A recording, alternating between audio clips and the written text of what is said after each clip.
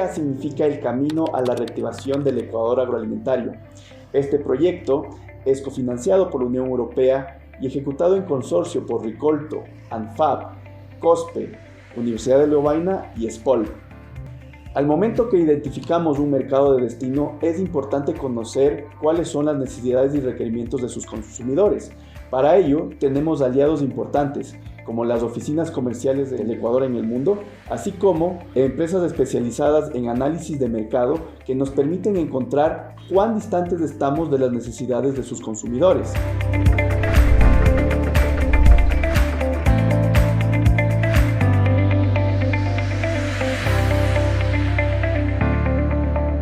This is something that we do quite quickly to be able to then actually start working on the plans of launching the product if it's a go. Because it can be so that after first assessment we can see that we have a product that is maybe not even unique and it commands a too high of a price, meaning that it would have hard to succeed on the Swedish market. Normally we then abort the product at that. But if it's a yes and it's a go, we then continue with the next steps. Then we do a deeper analysis of the market, understanding exactly where the product could be sold, and the where could be anywhere from what type of store. So is it a grocery store, is it a department store, etc. But it could also be B2B, so from business to business. So the product could become an ingredient in a manufacturing process in Sweden, such as freeze-dried bananas that could go into mueslis in Sweden, for example. As the third step, we identify the customers who potentially could buy this. And again, this could be a producing company, a muesli producer, for example, but it could also be, if the product is aimed directly to consumers, we identified the channel, i.e., for example, grocery stores, but also then the customers in that channel, which are the individual grocery retailers. We identify who the buyer are at that category. We then create a story, because going to a retailer in a market like Sweden, it's not like you can just show up with a product and you ask them to sell them. You need to create the reason for why they should add your product to the assortment. So what we do is we analyze the market, see what market fit there is, what gap the product is filling, and then we create a story that we put into a PowerPoint presentation and we take to the buyer at the retailer. The process is similar when we go to, for example, a producing company. So if we go to a muesli producer and want to sell freeze-dried banana chips, we of course need to understand what the competition is, what types of products are available, and also roughly at what price. I had the privilege to work with Latbio in the fall of 2024. And it was, for us at Food Collective, a classic market introduction project, where we applied our model for launching products in Sweden, like I just described. It actually allowed us to use the full extent of our model, because the Latbio portfolio was very, very wide. It had many different products. Estamos en el ombligo del mundo, el Ecuador, actualmente ubicados en la troncal, en la finca Caupac. Es una finca que pertenece a la compañía Latbio, así que bienvenidos.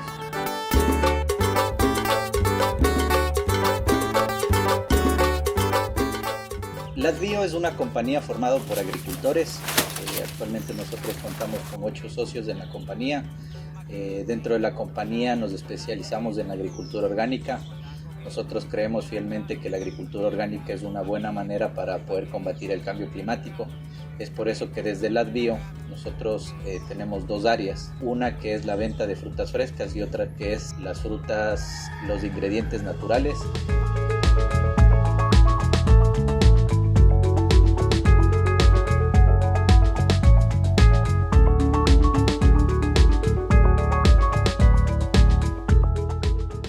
De igual manera lo vendemos al exterior. Todo eso desde la parte comercial. Actualmente esta finca vende su fruta, en este caso el banano, hacia mercados principalmente como Europa, Japón. Mi nombre es José El Juri, yo soy el encargado, el consejero de la Oficina Comercial del Ecuador en Estocolmo, con cobertura para todos los países nórdicos. ¿Qué hacemos exactamente? Esto es una facilitación para que compradores y vendedores se encuentren y puedan, con cierto nivel de apoyo, llegar a tener negociaciones. Ese es el rol de la oficina comercial. Es una región con un nivel de conciencia en lo que consume y de cuidado en lo que consume que corresponde a la oferta ecuatoriana. ¿Por qué? Por la región climática, inclusive por pisos ecológicos y culturas. Son países que, por su tamaño y por el tipo de producción que tienen, necesitan los mercados internacionales para su propia producción. Es decir, la política de libre comercio, tránsito de mercaderías, específicamente en Suecia, es notoriamente más fuerte que en otros países de la Unión Europea, sin mencionar cuáles. En banano, Suecia es el país que más bananos en el año consume en su población. ¿Qué oportunidades trae eso para el Ecuador? Varias. Porque nosotros podemos ofrecer productos bastante naturales. Es un equilibrio entre calidad, precio y pureza. We quickly saw in step 1 that some of the products in the Latvia portfolio had a great relevance in Sweden. But we also saw that some products didn't have any relevance, or at least would be hard to launch. Some of the products that would be hard to launch was because there is not a market for that kind of product in Sweden, and it would be too expensive and costly and complicated for Latvia to create a market for a product that doesn't already exist.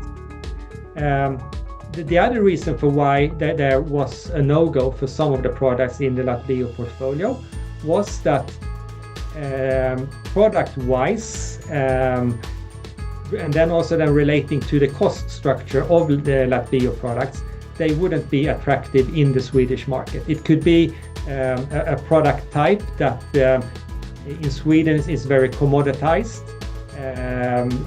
where organic and the taste is not really appreciated, but rather everything is focused on price.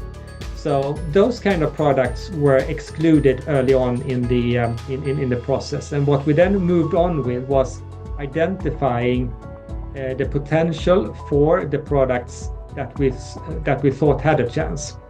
And what we did there was that we identified what are the competition, what are they selling at, and that means in terms of price, pack size, and from what other markets. So were they selling from South America, or were the products coming from Asia, for example? Were they organic or were they not organic? Did they come in 2 kilo boxes, or did they come in 20 kilo sacks? So based on that, we made a second selection to the Latvia product portfolio and excluded some more products. So now we were down to a set of products that we think are relevant for the Swedish market. Based on that, we then provided Latvia with a recommendation of pack size, pricing for those identified products, and also identified potential companies to whom Latvia could sell those products. And those companies were everything from dairy-related products, making yogurts, juice manufacturers, to muesli manufacturers, but also to specialized health. So those are producers, but also into the retail channel for specialized health stores selling healthy products. Lo que nosotros tratamos de hacer es llegar a los nichos de mercado, hacer productos personalizados para nuestros clientes, empaques que se adapten a la eficiencia del productor y también empaques que sean acorde a lo que pide el mercado. Estamos implementando prácticas de agricultura biodinámica. La materia orgánica y el compostaje que podamos generar acá la incorporamos directamente a la finca, ¿no? Es mantener un ecosistema equilibrado.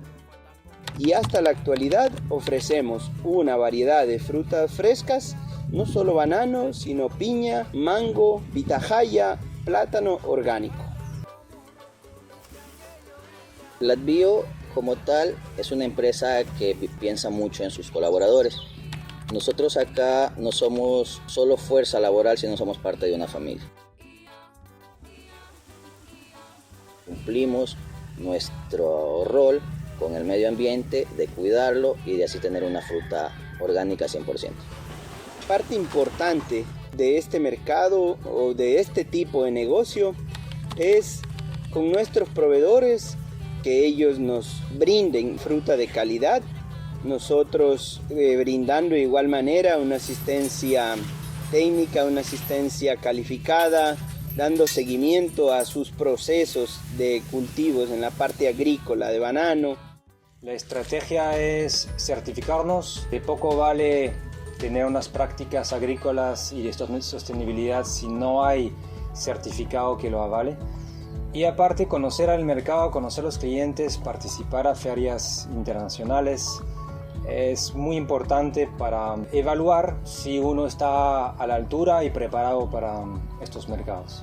Suecia es uno de los mayores mercados de banano de la Unión Europea por el consumo per cápita para deportistas, para niños, para adultos mayores que se quieren cuidar y, como es orgánico, quieren cuidar también el medio ambiente.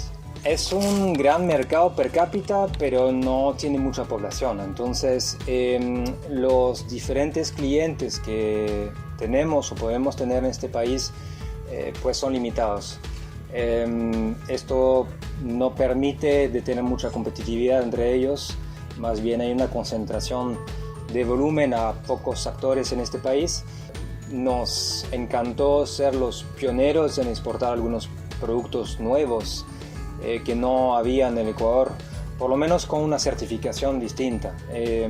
Exportamos plátano orgánico, exportamos piña orgánica, tenemos certificaciones únicas en el Ecuador y esto pues sí nos llena de orgullo. Tenemos especialistas que nos ayudan a poder actualizarnos constantemente, poder dar un servicio distinto y poder mantener al día todas las certificaciones que nos demandan.